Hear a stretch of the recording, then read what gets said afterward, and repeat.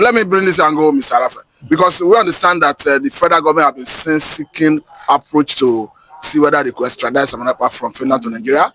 We understand that someone like Nnamdi Kanu was extraordinary rendition for Kenya to Nigeria. And the Nigerian government currently seem not to enjoy extradition treaty with Finland. And we understand that even if there is no extradition treaty, one can actually approach a government to initiate such process. In that case, it must be at the discretion of the judge that will handle it in that case. In this case, there must be a prejudicial process. We understand that Nigeria is known for violation of human rights. Yes. Nigeria is known not to adhere to rule of law. Yeah. Let me ask you this question. Do you think Nigeria can make a good case if they were to approach Finland to argue for someone else's extradition? No, they cannot. They cannot. You know one thing, when you talk about violation of human rights, Finland is not number 1 million. If the countries of the world are up to 1 million, Finland is not up to 1 million among the countries that violate the rights of its citizens. Finland cannot be number 1 million. Yeah, number 1 million. So what I'm trying to say is that they have good, human rights record, Finland, and I don't see them, making any good case out of Ekpas. Having, told the whole world that we don't enjoy treaty or that kind of pact of extradition with Nigeria or Finland anyway, so it can't work. There's no way Finland will just make a U-turn and agree with Nigeria to extradite Ekpa. It is impossible. If there's any word, English word like impossible, okay, it can't work. Let us look at what happened to Nnamdi Kanu, talking about extraordinary rendition. That's illegally bringing somebody back to the country. Do you think Nigeria can cut corner to rendition someone back from Finland? It can't happen. Do you know how it could be possible? Listen, in those days, we know, let's say last year, we know how many attempts has been made, to kidnap Ekpa or to kill him in Finland. Who sent those people? Those missionaries, they escaped. None of them was even apprehended. It was Ekpa that is giving us this account of what was happening to him. Then,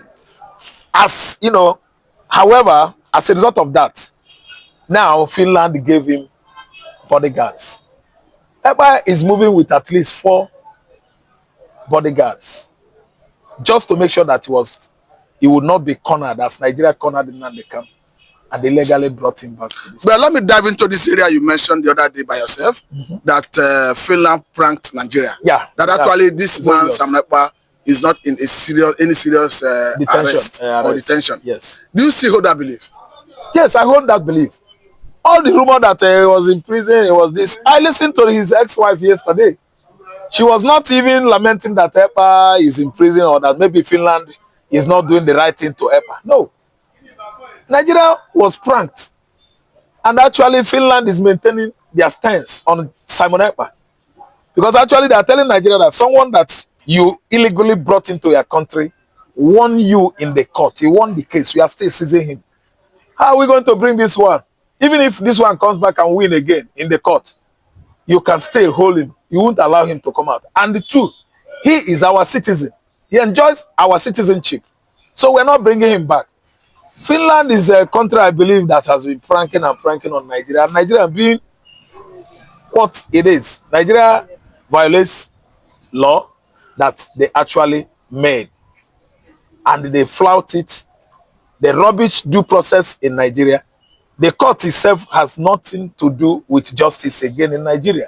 It has been rubbish by the executive department, executive organ of government. Okay. So it can't work. They can't bring him.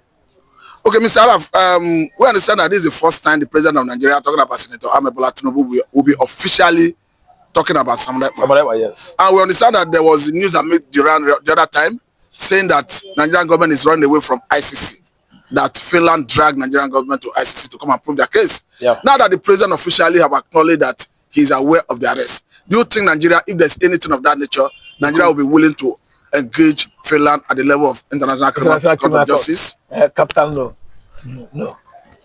Do you know how many times they have invited Nigeria to ICC in this kind of case, Ekpa's case? It's more than 3 times now. Then lately we watched where Colonel Musa was granted an interview at Al Jazeera. it was, you know, like Nigeria will honor the invitation. That is a smaller thing than what, you know, Nigeria can take to be a bigger issue. That issue is smaller than some issues Nigeria had internationally in the past.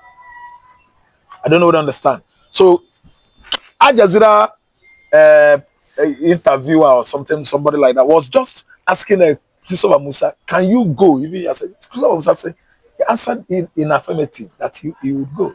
He would go to ICC. But let me tell you, individually, my kind of opinion on this issue of honoring invitation by ICC, Nigeria is not going anywhere. They violated our rights. Many people were wrongly killed. Still, Nigeria has never in history, honor invitation by ICC. It can be possible. In the past, during Buhari regime, they invited them. They actually know that Buhari violated many people's rights. I mean his regime in this country. Buhari could not honor that invitation. Malami turned his back on ICC invitation. And this man now, Tinubu is here. Tinubu is not following anything, due process or law here in Nigeria. No. Tinubu, right from onset, how he manipulated his way into power. He's not a man of due process. Okay, now let us look at this angle, Mr. Araf. Let us look at this angle, Mr. Araf, because some people have the view that is the Fulanis that are pushing Tinubu to take action against Biafra, whether Nnamdi Kanu or whether Ekpa. What's your take on that? And that is obvious. It is too obvious. If he denies it, he's trying to deny the obvious. Because you can see the comment from Bacha Ahmad. I mean, the former publicity aide or social media aide or media aide to Muhammad Buhari. He said instead they should release all the Boko Haram insurgents that were holding in various cities, in various prisons. Sorry. He said even instead of doing that, why not, you know, reintegrate the Boko Haram fighters into Nigerian military? They are better than someone else. That instead, anybody that, you know, is fighting for these people, for these two persons, Nnamdi Kanu and Ekpa, that person is a terrorist. That's what they said. That warranted Nnamdi Kanu to take him to Enugu High Court. I hope you are aware. He must go there. He must honor the invitation. This one is not ICC again. Enugu High Court is inviting Bacha Ahmad to go and defend that utterance. His utterances have gotten out of control in recent times by calling Igbo man, every Igbo man, terrorist. So the people that are in charge of Nnamdi Kanu's ordeal, Samuel Ekpa's ordeal are the Fulanis, because they are the one that abhor Biafra. They hate Biafra the most. They hate the Igbos. In fact, the perceived enemy of the Fulani nation are the Igbos. The perceived enemy of Biafra. The perceived enemy of Biafra too are the Fulanis. Why? We don't want Islamization. We don't want herders in our forest. We don't want any communication, even intermarriage with Fulani. And we are largely Christians. That is the only issue Fulani has with Igbo man. Okay, lastly on this, Mr. Araf Mechi, let us see if there is a roundtable conversation to resolve the Nigerian impasse as a way of having a new constitution to bring everybody on board for those agitating for Biafra to jettison the idea and embrace Nigeria. Is this something you advise somebody like Mazi Nnamdi Kanu and Mazi Samuel Ekpa to embrace? They cannot embrace that. It's good if Nigeria is getting it the right way. The way Nigeria is doing it is not the right way. I think it is too late for roundtable talk now. Why? Ask me why. Many souls. That is whom Igbos are. Igbos have lost many souls in this Biafra struggle. And Igbo people are not people, or you can say, these people are irreasonable. No. Once blood has been lost, no. We lost many, many souls. Biafra discussion, negotiability or negotiation can never be possible in this present dispensation. Nnamdi Kanu can never embrace that dialogue, roundtable talk, even if you like make him president. Because of course, if you make him president of Nigeria, it will spell doom for the Fulani oligarch. Now, be say Fulani will just, exit Nigeria. Okay, before So I let it you can go, work. okay, before I let you go, Can Mr. Rafubuchi, let us know your thought about the statement that came from Dr. Garas Galolo, who is a known art critic of Senator Amebola Tinubu's government.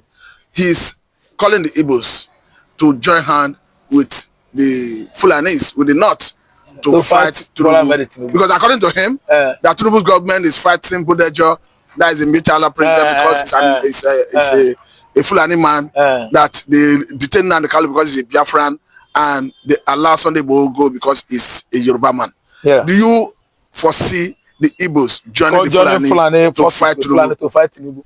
If there's any word that starts, start with alphabet F, followed by 0000000, ended with L, I will say that Ngalolo is the one. If anybody crack his brain well, so it's a no for you. Okay, to join forces with Fulani and fight Yoruba Southerners. Since how many years we've been living together with Yoruba?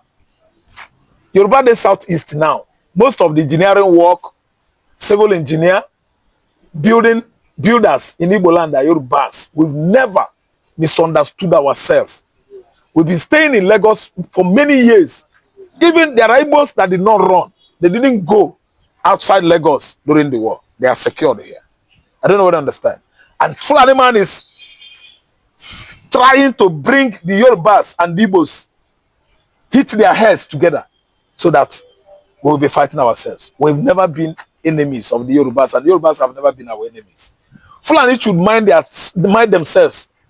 It is no longer the era when, we have this kind of soft mind and, low brain, low thinking mentality. I don't know what I understand. That we can just sell anything into our mind and it will work against us. No. The era of divide and rule has come and go. And we are trying to do something about this divide and rule of a thing now. Fulani succeeded on disintegrating all the sister tribes of the Igbos. Cause disintegration among us. It's because of many stories they have sold to us. So this late hour suggestion, divide and rule, to go and join Fulani fight Yoruba. If there is any word like that, F 0000000 that ended with L, I will tell you that Ngalolo is the one. We cannot fight. Dr. Garas Galolo. We can never join forces with Fulani to fight Yoruba. No, capital no, capital no, capital no.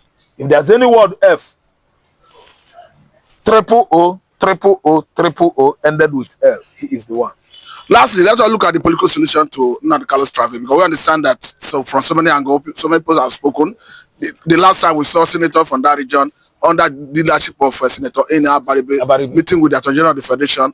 Only recently, Ena Abaribe himself came out to advise Tinubu to take the advice of his Attorney General, or rather the Attorney General of the Federation, to set Nnamdi Kanu free. It got to show that they had fruitful conversation with the Attorney General, because after that conversation, nobody knew what transpired. But the point is, do you foresee a political solution to Nnamdi Kanu's travel? A quick one. Political solution, yeah, it's possible.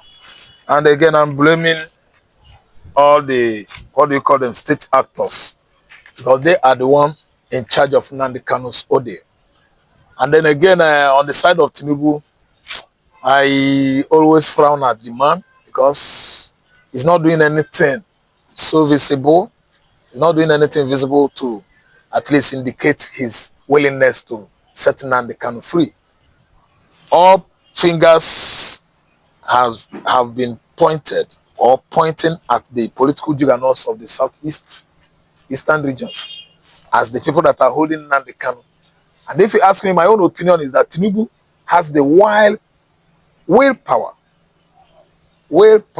to release Nnamdi Kanu without asking anybody, without looking at. So are you saying before he said that willpower that he did the consent of the politicians from the Igbo land? That is it. He was even trying to do that, but it's wrong. The politicians in Igbo land, are they Nigerian presidents? Are they in charge of the judiciary? Are they in charge of the executive department? So he don't need their consent. He doesn't need anybody's consent. He's a president, very powerful man. The most powerful presidency in the world, you know. That's Rock office. The president can kill, he can do anything, he can rig election, he can appoint, he can do what? Sack. This is a man that ordered all the talks around Lagos to put on clothes that are meant for the clergies. And they put on the clothes, he saw cap for them to indicate that they have support. He did not feed them. He didn't see. He gave them money, he gave them everything. Then, do you know what happened? They give him their consent that church has agreed on Muslim tickets. And today, CAN, Christian Association of Nigeria, no, they did not do anything about it. PFM, Pentecostal Fellowship Association of Nigeria, did nothing about it. I think I must say what I mean is that he can do whatever he likes. Nobody, he should not look at anybody before doing what he want to do. Thank you very much. The watchword is that Nigeria impunity reigns. I must say, baby, thank you for your time. You're welcome. You're welcome.